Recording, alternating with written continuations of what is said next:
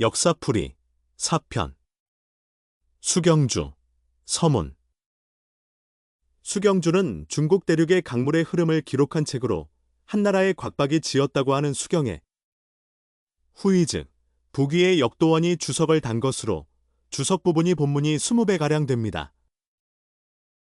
수경주 저자 역도원 북위 수경주는 40권으로 후이 즉 북위의 역도원이 지었다. 역도원의 자는 선장이고 범양 사람으로 어사중위까지 관직을 지냈으며 그의 행적은 위서, 홍리전에 자세히 기록되어 있다. 진나라 이후로 수경을 주석한 사람은 모두 2명 있었다. 곽박이 주석한 3권이 있었으며 두가 통전을 작성할 때에도 그것을 보았다. 현재는 역도원이 주석한 것만 남아있다. 숙문총목에서는 그중 이미 5권이 유실되었다고 하였으므로 옛 원화군현지와 태평한 후기에서 인용한 호타수, 낙수, 경수는 모두 현재의 책에서 볼 수 없다. 그러나 현재의 책은 여전히 40권으로 되어 있으니 이는 송나라 사람들이 다시 출판하면서 분석하여 원래의 수를 채운 것이다. 이 책은 명나라 이후로부터 좋은 판본이 전혀 없었다. 오직 주모돈이 교정한 것이 세상에 널리 퍼졌으나 그 오류 또한 많이 남아있다. 이제 영락대전에서 인용한 것을 각 물이름에 따라 조목별로 참조하고 교정하였다. 글자와 문장의 오류가 층층이 겹쳐 드러나지 않는 것이 없었다. 그 중에서 빠지거나 잘못된 글이 여러 군데 있으며 몇십 자에서 400자에 이르는 경우도 있다. 역도원의 자서 한 편은 모든 판본에서 모두 유실되었고 오직 영락대전에만 간신히 남아있다. 이는 당시에 의거했던 것이 여전히 송나라의 좋은 판본에 속했기 때문이다. 신중히 원문을 배열하여 근대 판본과 대조하여 교정하였다. 빠진 부분을 보충한 것이 모두 2128자이고 잘못 추가된 부분을 삭제한 것이 1448자이며 임의로 수정된 부분을 바로잡은 것이 3715자이다. 신명이 환하게 드러나 예전의 모습을 되찾았으며 300~400년 동안의 의문점들이 하루아침에 마치 깨달음을 얻은 듯 명확해졌다. 이는 모두 우리 황상께서 옛것을 상고하고 문장을 중시하며 경서와 서적의 도가 성대하게 하신 덕분이다. 그리하여 고대의 비밀 서적들이 울리듯 나타났다. 이로 인해 이전 시대에 남겨진 책들이 좋은 운을 만나 좀 먹힌 책 속에서 빛을 발하게 되었으니 이는 마치 신물이 호령하여 성스러운 조정을 기다리며 나타난 것 같아 또한 세상의 드문 만남이라 할 것이다. 경문의 주석 내용에 관해서는 여러 판본이 대부분 혼동되어 있다. 이제 옛 문장을 검토하여 그 실마리를 얻었다. 물길이 지나가는 지역에 대해서 경문에서는 지나간다라고 하고 주석에서는 통과한다라고 한다. 경문에서는 대체로 도시를 거론하고 주석에서는 작은 지명까지도 아우른다. 하나의 물 이름에 대해서 경문에서는 첫 문장에 분명히 표시하고 이후에는 반복하지 않는다. 주석에서는 문장이 여러 방면에 걸쳐 있으므로 반드시 그 이름을 다시 언급하여 시작한다. 책 안에 나오는 군현에 대해서 경문에서는 당시의 이름만을 언급하고 주석에서는 옛성의 흔적까지도 아울러 고찰한다. 모두 그 의미와 예를 찾아 하나하나 분명히 정리하고 각각 그에 대한 설명을 아래에 덧붙였다. 변방의 여러 강물들과 강남의 여러 지류에 대해서는 역도원의 발길이 미치지 않은 곳이 많았기 때문에 난하의 정확한 원료, 삼장수의 순서, 백단유양의 건치 등에 대해 모두 맞지 않거나 틀린 부분이 있었다.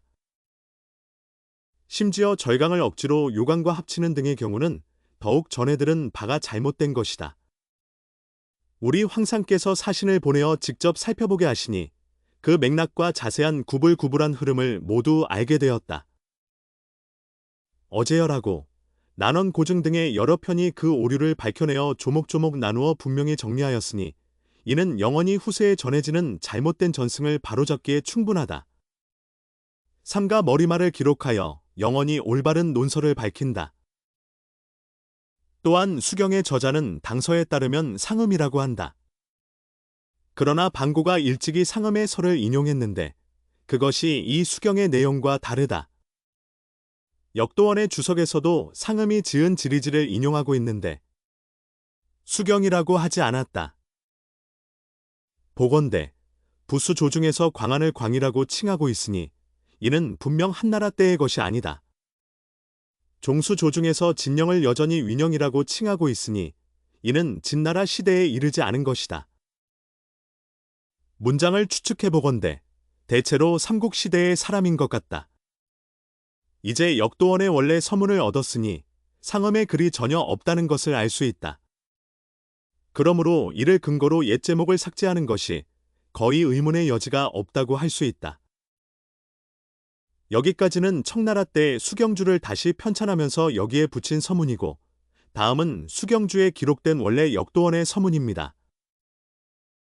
서에 이르기를 주역에서 하늘이 하나로 물을 낳았다고 하니 기온이 북쪽에서 미미하게 나타나지만 이는 만물의 근원이 된다. 현중기에 이르기를 천하에서 가장 많은 것이 물이니 하늘을 떠받들고 땅을 실어 나르며 높고 낮은 곳을 가리지 않고 이르지 않는 곳이 없으며 만물을 적시지 않는 곳이 없다. 그 기온이 도래까지 흘러닿으면 정밀하게 야른 막처럼 퍼져서 한나절도 되지 않아 온 땅을 적시게 되니 신령한 힘과 견줄 수 없다.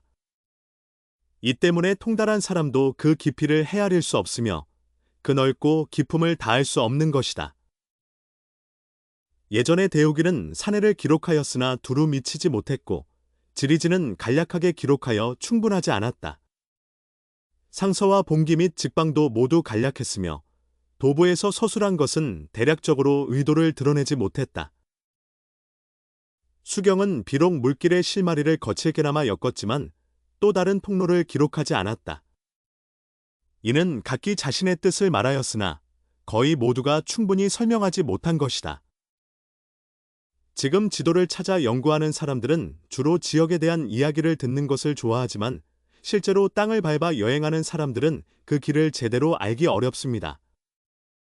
이전에 들었던 이야기가 비슷하더라도 깊이 고민하지 않을 수 없습니다. 나는 젊었을 때 산을 탐험하는 것을 좋아하지 않았고 길을 묻는 성격도 아니었습니다. 깊이 있는 지식과 넓은 교양을 알지 못하고 앞으로 나아가서 지식을 찾을 기회도 뒤로 물러나서 깊이 있는 지혜를 깨닫는 해안도 없었습니다. 혼자 공부해서는 배움이 없다는 것은 옛사람들이 자신의 고립된 무지를 한탄했던 것입니다. 책을 버리고 학문을 멀리하는 것은 지혜로운 이들이 자신의 한계를 슬퍼하는 것입니다. 조용한 방에서 깊이를 추구하고 닫힌 배에서 멀리를 묻는 것은 어려운 일입니다. 그러나 작은 부두로 하늘을 엿보듯이 대나무 통을 통해 시대의 밝음을 보듯이 강물을 마시고 바닷물을 퍼 마시는 것처럼 본성에 따라 모든 것을 마친다. 여가가 많아 헛되이 세월을 보내며 수경을 서술하고 앞에 글을 널리 퍼뜨린다. 대전에 이르기를 큰 강은 서로 간격을 두고 작은 강은 서로 연결되어 동쪽으로 바다로 들어간다고 하였다. 그가지 흐름의 토출과 흡수를 맥락으로 파악하고 그 경로를 진단하며 물길을 찾아 탐사하고 수집하여 기록한다. 경서에 잘못된 부분이 있으면 교정하여 본문에 기록되지 않은 내용을 추가한다. 물의 영구적인 원천이 아닌 것은 기록에서 제외한다. 하지만 먼 옛날의 모호함, 여러 시대의 변화, 도시의 쇠락과 강의 변화로 인해 이름과 형태가 다르고 시대마다 다르다. 강과 운하의 흐름이 드러나기도 하고 숨겨지기도 하며 책과 지도에서 저마다 다르게 기록된다. 흐름이 어지러워 잘못된 이름이 붙기도 하고 곱게 이어져 통용되는 이름이 생기기도 한다. 여러 갈래로 얽혀 있으며 소용돌이치고 물살이 빠르게 흐르며 가지 흐름이 복잡하고 그 연결이 많다.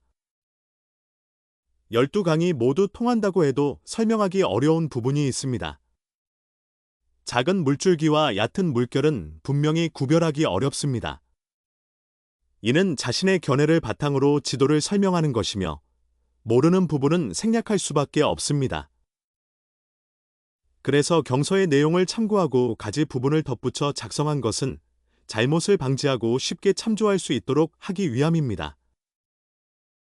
여기까지 수경주의 서문을 살펴보았습니다. 다음 영상에서는 우리가 밝히고자 하는 어양군 로성을 흐르는 고아의 물줄기에 대해서 알아보겠습니다.